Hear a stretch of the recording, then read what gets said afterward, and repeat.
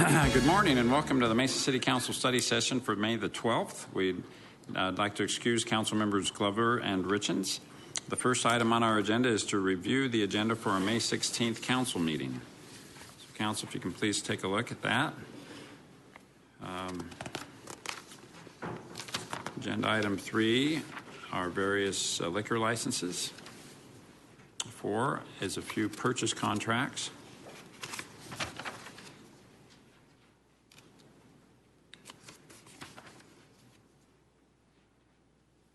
5 is various resolutions. Mayor, on 4G, I need Yes. to pull that item. We have a little bit of work to do, and we'll bring it back next month. But we'll pull that item all together on the workstation. Okay, thank you, Mrs. Kent. I should have noticed that Chris Brady is on at a conference today for city managers, so we're privileged to have Assistant City Manager Carrie Kent and also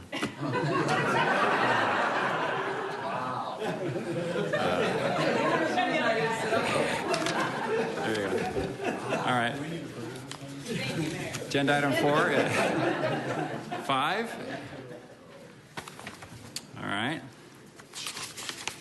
Agenda item 6 is various resolutions on amending the Mesa City Code. 7 is public hearings on some zoning ordinances, as is 8. And then 9 is a subdivision plat. There is an item not on the consent agenda, is to have a public hearing on a Mesa Town Center Improvement District Improvement District. It's time for the annual assessment, so we have the public hearing to see if anyone wants to come in and talk to us about that.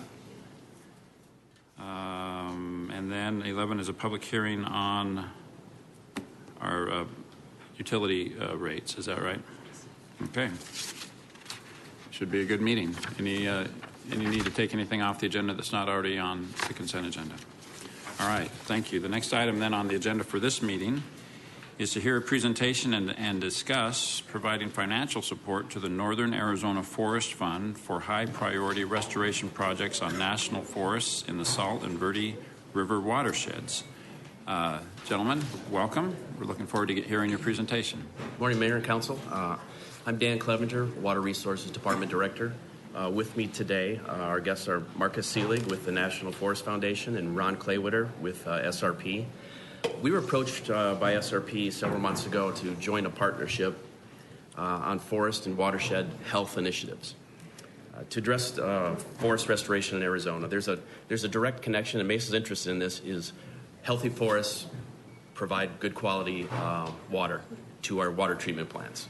So when there's it's a very difficult issue for us when we get water that comes from after a forest fire and there's a significant rainstorm. It creates a lot of problems for us with soot, ash, and just in mud. It's very difficult for us to treat. So healthy forests help us in water treatment. There's a number of cities in the valley have already committed some funding for a program you'll hear about today. This morning we'll look for council support. This is a program that is supported by the Water Resources Department, so we'd like to get your support as well. Marcus and Ron will go through their presentation. We'll answer questions along the way or at the end, whatever you prefer. So I'll turn it over to you folks. Great, thank you. Good morning, Mayor, Councilman, staff. Thank you. Appreciate the opportunity to talk with you today. So I'm Marcus Seelig with National Forest Foundation, and have with us Ron Claywitter as well from Salt River Project. Ron's going to start off talking a little bit about water supplies and where they come from, and then I'll take it over and talk about the Northern Arizona Forest Fund and how that operates. Thank you. Thanks, Marcus. Make sure you can hear me. So thank you all for allowing me to speak to you today. I was actually born in Mesa, so it's nice to return home. I now live in Phoenix, but I'm going to be talking about basically where the maybe I'll return permanently someday, but at this point, not yet. So again, thank you for allowing me to talk about where SRP's water supplies come from. So I like to start with this historic map just because it gives an overview of SRP's water service territory, 300 square mile area in the Phoenix valley, and we have 1,300 miles of canals and laterals, 200 plus groundwater pumps, and we use this system to deliver water from the Salt and Verde rivers. So you can see in the upper right-hand portion of this map, you can see the Verde River kind of going straight up the middle and the Salt River going up and to the right. And we have within these two watersheds that take up about 13,000 square miles, this is where the water is collected for these rivers. So I really like this map. This is just a different perspective from the one I just showed you. This is really good because it shows how much land area it takes to actually collect the water that we deliver in just the 300 square mile service area. So 13,000 square miles of land to collect the water that's delivered in the valley. And this map is really good too because it shows why we've chosen to partner with the National Forest Foundation on so many different projects. You can see the land. This map basically shows the land ownership throughout the Salt and Verde rivers. Within the area, about 90% of the lands are federal lands, and most of those lands are national forest lands. So when we're concerned about watershed health, we have to work and create partnerships with the owners of those lands to make sure they're managed in ways that are good for water resources. So within these two watersheds, we have six dams and reservoirs, and one additional one, which we're also partnering with National Forest Foundation to restore and prevent catastrophic fires from damaging. This whole service area, or these reservoir systems, have a total system capacity of about 2.3 million acre feet of water. We deliver about 1 million acre feet a year. 55,000 acre feet of that goes to Mesa, roughly. So these reservoirs are really important to make sure we have water supplies in the future. They're also helpful for kind of buffering some of the impacts from wildfire, but we can't buffer all of them, as I'll point out in a few slides. So why are we here today? We're talking about forest health, but how does that translate to watershed health? How does that translate to sustainable water supplies? Well, the upper left-hand picture in this shows what forests looked like in early European settlement, late 1800s. Big, kind of park-like, big trees, grasses. You could pretty much drive a truck between the trees that you're seeing. Well, today, the forests have become very overgrown, primarily because fires have been suppressed as soon as they start over the last 100+ years. And so today, there's a lot of areas you can't even walk through because the forest is so dense. So when we used to see fires start back in the early 1900s, they'd be smaller fires, they'd burn low to the ground, they'd prune back the trees, rejuvenate the soils, and they played a strong role in ecosystem health and watershed health. But today when fires start, because of the density of trees, we actually see the fires explode and look like the bottom right. And that's really what we've gotten used to seeing fires on the news. Rodeo Chetaskai, Wallow Fire, fires like that just are massive in size, but also massive in intensity and flame length. These are 100+ foot flames. So over time, these fires have grown in size, intensity, but also in frequency. So in the 1980s, we saw about 85,000 acres burn in and around the Salt and Verde watersheds. In the 1990s, we saw about 230,000 acres burn. And since 2000, we've seen almost 2 million acres burn in the watershed. And almost 1 million acres was just from 2 fires alone, Rodeo Chetaskai and the Wallow Fire. So these fires have really detrimental impacts to water supplies. And I worked with our, what are they? GIS folks? GIS, yeah. I always want to say geohydrologists because I work with the water people a lot. But our geographers actually helped me make this map, which I think is really helpful for Mesa to see some of the impacts. This is just one fire, the Sunflower Fire, relatively small in terms of fires we see today, about 18,000 acres. And this fire started in the lower Verde River watershed, and it drained into an area actually below our reservoir system. So we really had no buffering for the impacts of this fire. And if you follow the black lines down, you can see it flow into the Verde River, then into the Salt, and then follow it through the canal system where the ash and debris actually made it into the city and made it to at least 4 water treatment plants. Phoenix Mesa Val Vista was the first one that saw pretty much the nastiest water.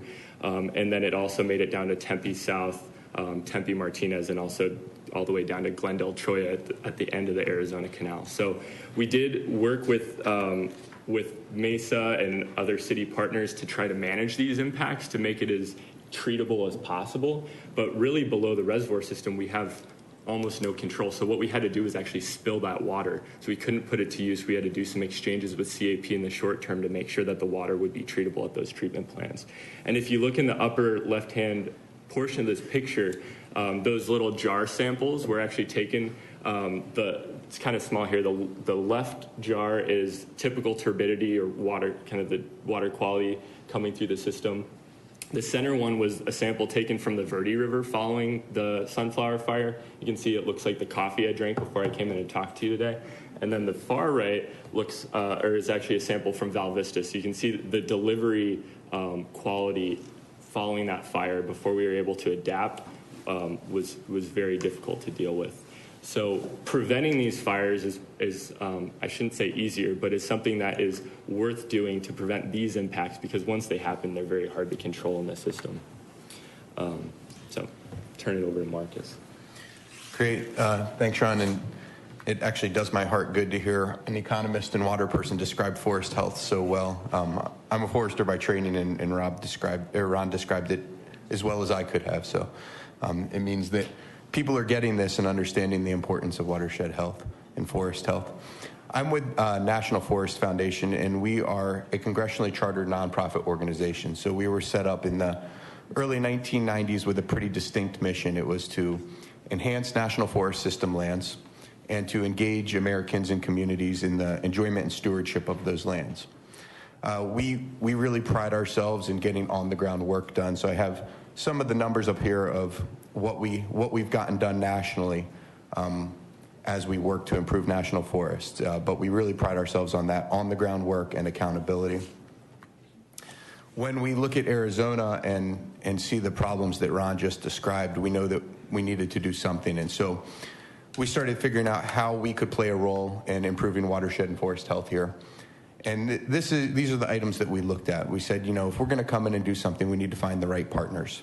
SRP is the best partner we have nationally because our interests are so closely aligned. They want healthy forests, they want healthy watersheds, as do we. So they were the right partner to come together with on this effort, and it was developed by both of us. We then said, well, let's figure out how we can get that on-the-ground work done. Let's identify some projects that are ready to go, that have gone through all of the planning and permitting that are required to do work on national forests. So we work with the U.S. Forest Service to do that. We then want to build private investment, and that's part of why we're here today. There's a lot of downstream beneficiaries that benefit from healthy watersheds and healthy forests, and we want to work with them and have them help invest in getting those on-the-ground projects done. And that's the acceleration of treatments. So we take the funds that we raise and put them on the ground to get work done that makes the watersheds healthier. We then also want to connect those successes to the local community and let people understand the value of this work and why these funds are being put to work. So we do a lot of communications efforts that I'll talk about to help people understand why you need a healthy watershed and what a healthy watershed looks like.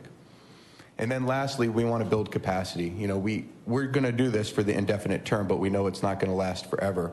When this effort stops, if it stops, we want to make sure that we have more capacity in the area to do this kind of work and continue it, because this isn't a one-time thing. This is going to go on forever and ever, and we need to keep building the capacity to do the work that needs to be done. So what do we do up there? There's 4 main types of projects. One is sediment and erosion management. So Ron talked about wildfires and the sedimentation, the erosion that happens after those. We also have a lot of sediment and erosion that happens before fires too, primarily off roadways, poorly designed roadways, poorly maintained roadways, trails, areas that have been denuded of vegetation for one reason or another.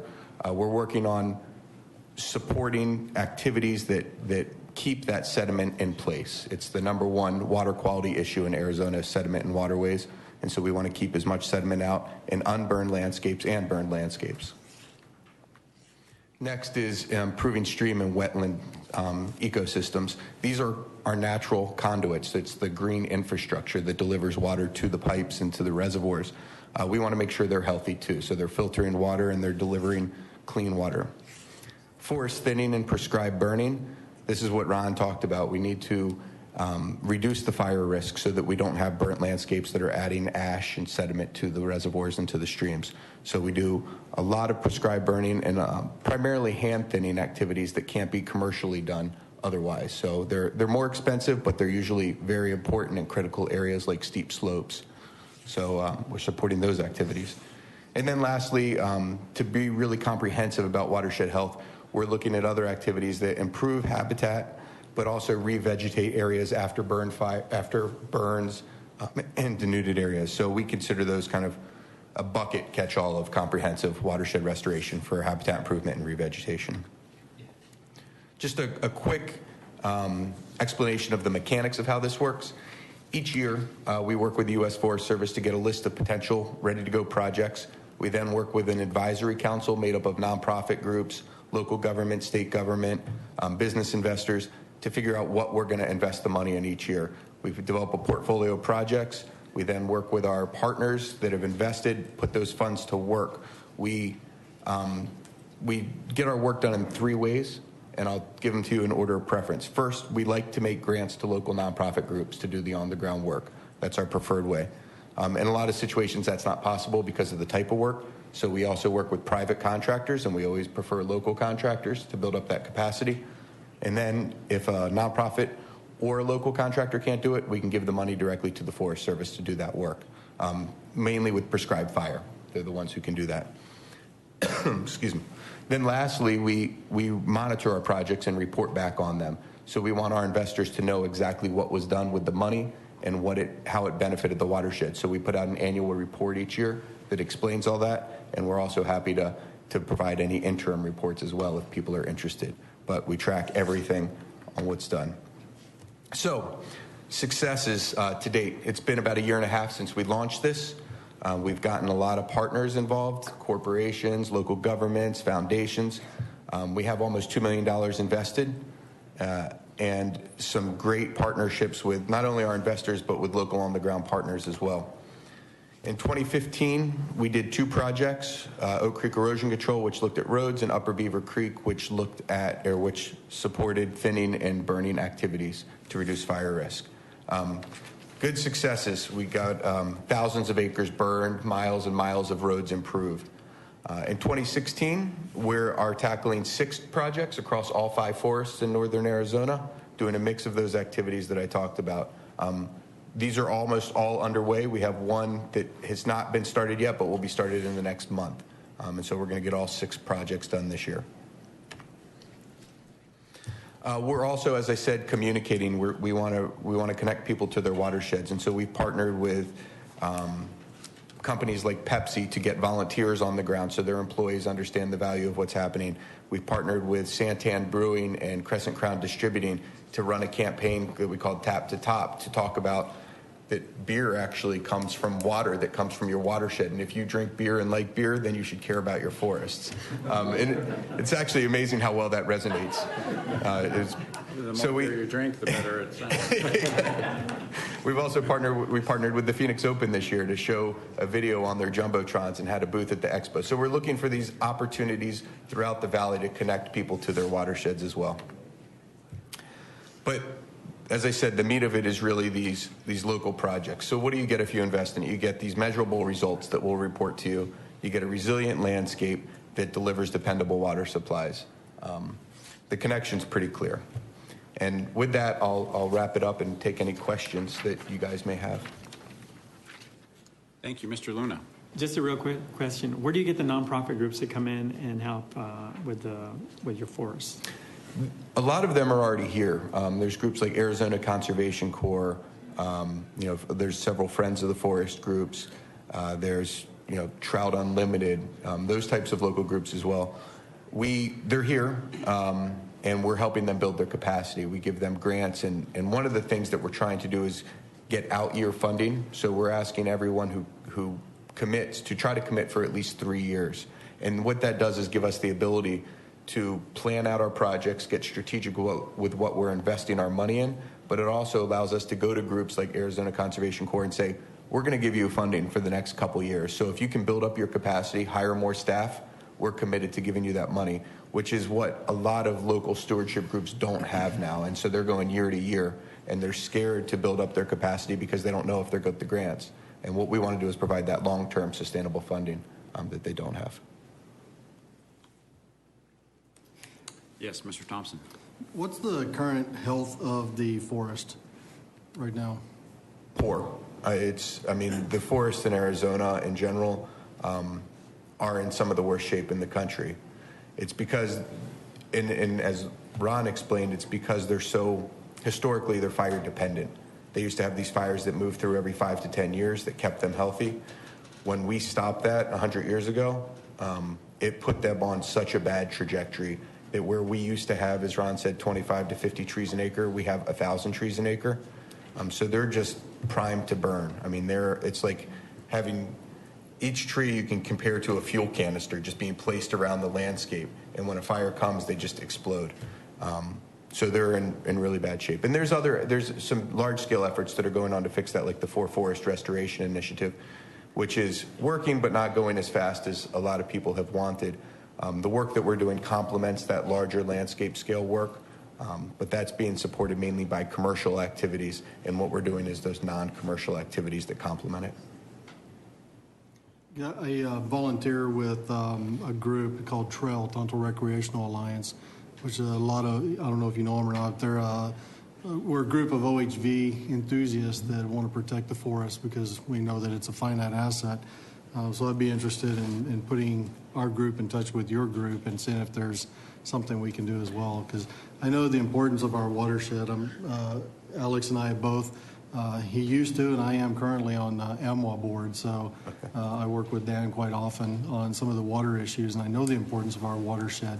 But just out of curiosity, does any of the state funding through the OHV sticker program, does any of that roll to you, or is it primarily just being used in state parks? Yeah, I'm not exactly sure where it's all being used. I think it's mainly at parks, and I think it's also on trails, exclusively on trails. So we haven't partnered with that program. We'd definitely be interested in partnering with the group for anything from volunteer opportunities to spreading the message, or even financial partnerships as well.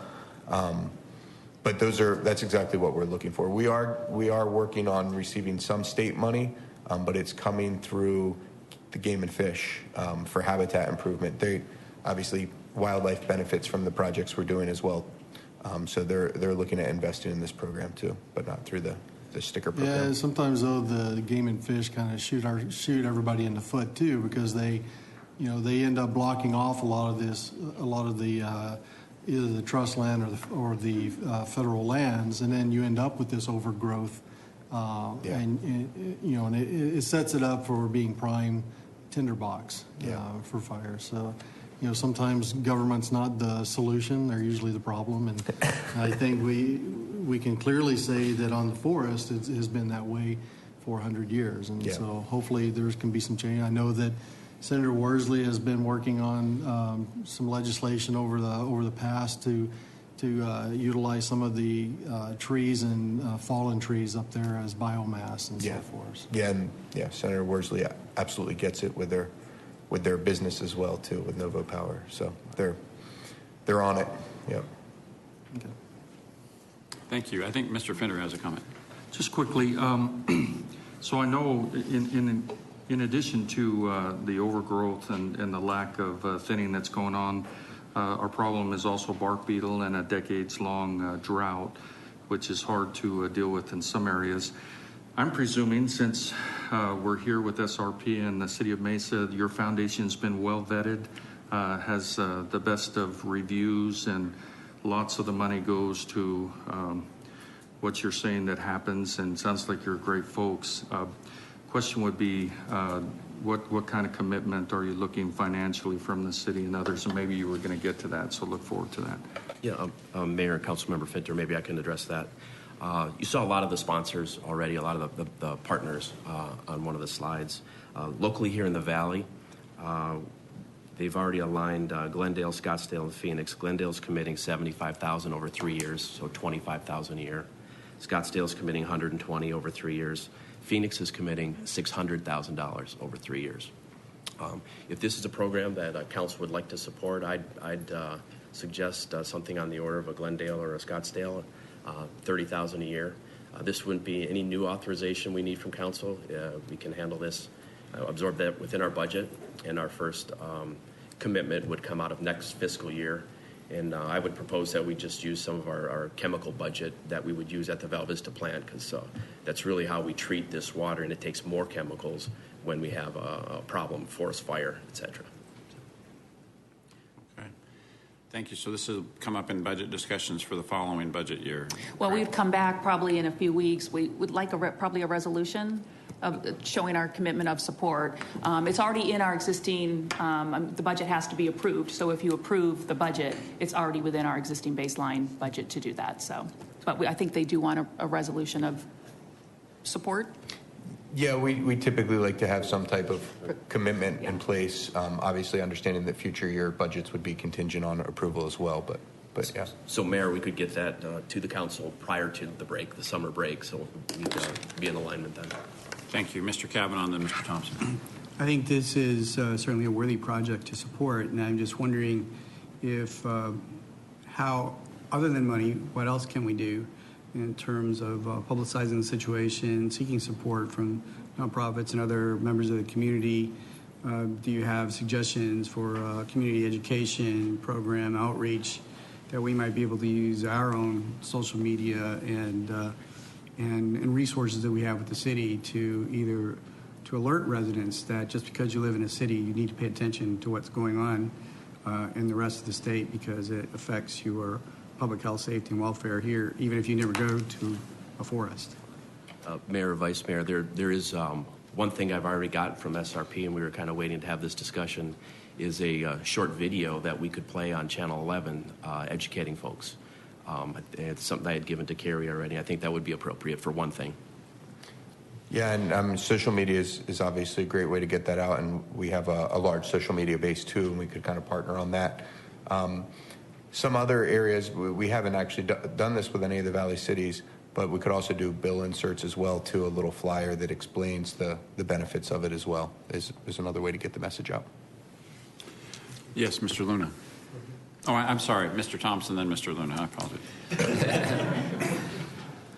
And I'm fine, rolling something into your budget, Dan. It's because I know the turbidity issues from when the sunflower fire took place, and I saw, where I ride, we'd have to cross a tributary to the Verde, and that thing was just black muck from all of the ash that came down, and eventually it does work its way into our water supply, and it just eats up our filters and our system. And so anything that Alex and I were talking earlier, sometimes it's hard to convince our citizens that we should spend their tax dollars in northern Nevada or northern Arizona or in the forest. But when you do look at the ramifications of what those fires do to our water supply, I think it's important.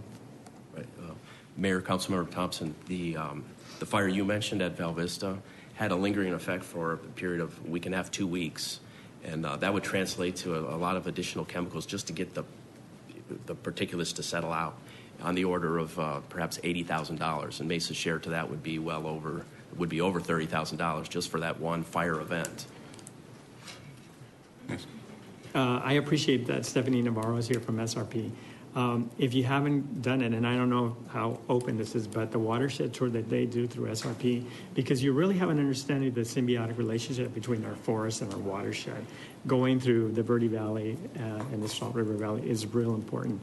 And so you really grasp an understanding of why we would need to protect our forests and why we want to make sure that we protect our waterways. So, I've had an opportunity to participate that twice, and so I appreciate SRP and their support on it.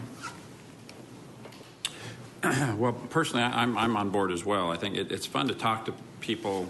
When I travel out of state, they assume that Mesa and Arizona is very much in the same category as California when it comes to water issues.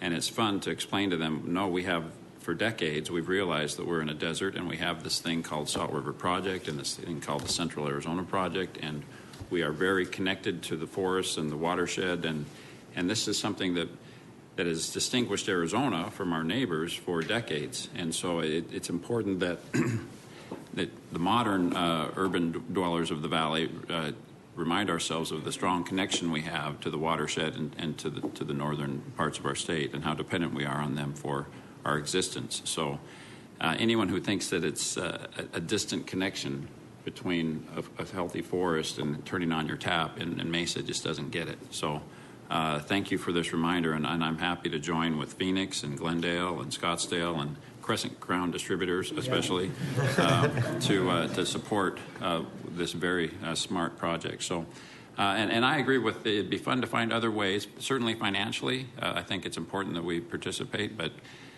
you know, we're a city of 500,000 people. We got a lot of folks that care about the forest. If we can find ways to get involved in the actual forest thinning projects, we've got a lot of scouts and other organizations that it would be fun to not just write a check, but to find ways to get more actively involved. So thank you for bringing this to us. It sounds like we're very excited, and there's a lot of support to do this. So we'll look forward to getting a resolution on our calendar. Yes, sir. And look forward to supporting it. So thank you for the presentation, gentlemen.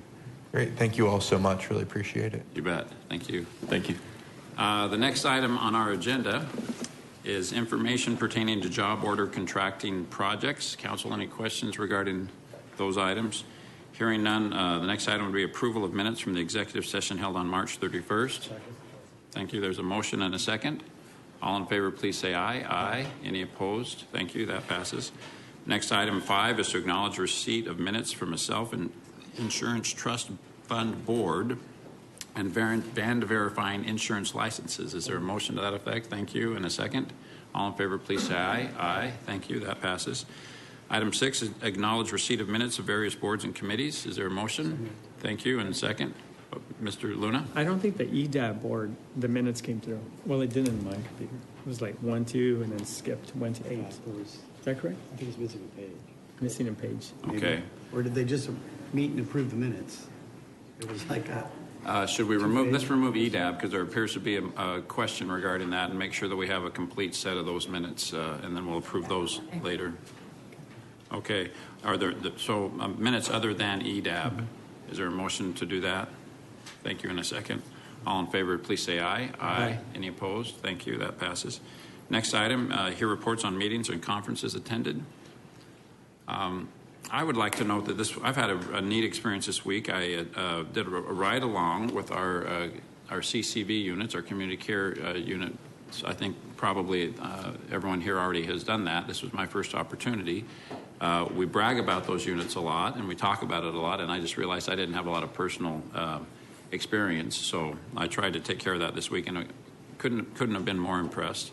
As you know, we have both a community care unit that responds to low acuity medical claims, but also a mental health unit, and that's what I did last night, and that was, as you know, accounts for a large percentage of our 911 calls, and so it's always fun to see when we are doing something really, really well and something that saves money and is a national model. So that was a great experience. And then also a day ago, I had my first tour of our crime lab, and again was reminded that we literally are the best at that as well. So we have a lot to be proud of in our public safety departments, and I was reminded of that this week. Mr. Kavanaugh. Thank you, Mayor. I just want to comment that I, along with you, attended the graduation of the Mayor's Youth Committee, and I just want to commend you and your staff for really continuing to develop a great program for our high school students. I heard a lot of feedback from throughout the year with the great experience that the students have had, and I want to congratulate you and your staff for offering this program, which is very meaningful to our students. Thank you. Thank you. Thank you for your help during the year for supporting those activities so well. Any other reports, gentlemen? If not, moving on to item 8, scheduling of meetings and general information. Ms. Kent. Mayor and Council, we have a ribbon cutting ceremony to celebrate the improvements that are being made to Mendoza Field today at 10 at Guerrero Rotary Park, which is located at 205 West 8th Avenue this morning. We have a study session and council meeting on Monday. Study session will start at 5:15. And then Vice Mayor, I just wanted to start promoting your coffee with a council member or coffee with the Vice Mayor next Friday at 7:30 at the Fiesta District PD station at 7:30. Right, and just to clarify the topic of that, Commander Koss is going to be doing an update of his Fiesta substation area, and also Elo Garza is going to be giving an update on the work he's been doing at code compliance since being assigned to work with that unit. And I think both of these items have been the subject of a lot of requests from residents to hear. But our coffees are open to all residents, but we'll be in the community room at the Fiesta substation next Friday. That's all I have. Great, thank you. Mr. Thompson. Mayor, would it be possible to maybe Monday, if not now, get a update on House of Refuge and where that is, and what's going on with that? Yeah, obviously it needs to be on our agenda. I think there's... On Monday, we can go ahead and do that. Put on Great. maybe a study session agenda? Yeah, put it on the study session agenda for an update. Thank you. Okay, we'll look forward to hearing more about that on Monday. Council, any other items of discussion? If not, I'd entertain a motion to adjourn. Thank you. In a second, all in favor, please say aye. Aye. Thank you. We are adjourned.